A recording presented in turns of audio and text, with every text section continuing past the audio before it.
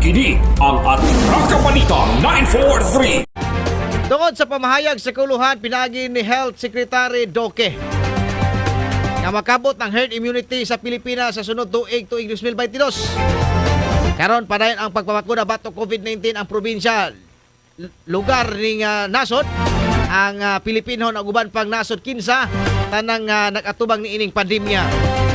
Ning atong lalawigan sa Negros Oriental nakita og dugay makabot ng herd immunity tungod kay ang uban dili magpapakuna batok COVID-19. Si Sikan District Representative Congressman Manuel Chiquiting Segarbaria sa Segundo Distrito ni probinsya sa Negros Oriental mi klaro nga dako usab og tabang ang mobile vaccination ang ipaygayon sa Provincial Health Office. Nga kini gipanguluhan ni Dr. Lilan Bustamante istasyon apan sa iyang obserbasyon ni Congressman Segarbaria nga iyang paghimamat sa mga katawhan daghan gyud ang wala nagpabakuna mao magliso jud og kabot ang herd immunity sa nasod ania ang iyang pamahayag. They know the figures better than us, di ba? Mas kabalo sila figures, they have the statistics. I do not have the statistics. Pero sa ako ang pananaw lamang karon, sa Negros Oriental, layo ta kayo pa. No? Layo pa ta kayo. No? Layo pa ta kayo to hit the unsa may herd immunity figure ilang kaya? 80%? 70. There is okay 3%. Agiris na. Wala nga. 70 is not working. No? 60 did not work. The other countries ga 60. Karon grabe na po nila ang COVID-19 cases. And I think the ratio to 70. Di ba? Countries gani fully vaccinated.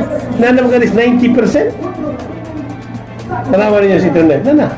Pero na pa sila number of cases. So but dito na to really when the herd immunity is going to come in sa coronavirus nga strain, especially kining Delta. So ito na to. Trial and error pa na eh. It has not yet been proven.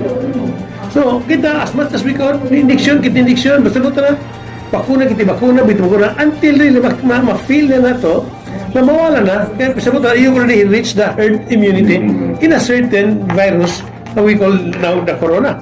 Di ba? The corona-19 virus. So we will never know until maabot ang daghan na kayo sa Pilipinas. I think fully immunized na to, I mean, second dose is only about 14%. So, maabot by February, abot ng ito 180%? I don't know. He will be the one to answer. Kini ang Atraka Balita 943. Ang Atraka Balita 943. Si Sikan District Congressman Manuel Chiquiting Segarbaria sa Segundo Distrito ni probinsya sa Negros Oriental, eksklusibong nahinabi sa Atraka Balita 943 News Team.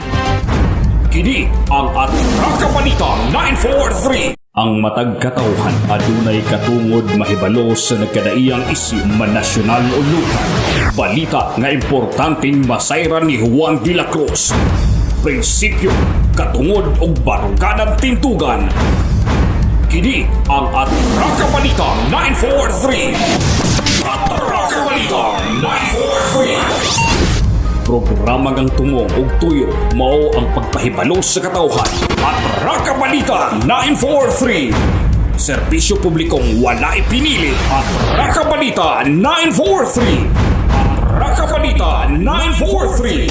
Sa inyong mga radyo, Lunes hangtod Biyernes, alas 6:30 hangtod alas 8 sa buta diri lamang sa pinakapatas nga sibiyahan 94.3 City Light FM at Atraka Balita 943.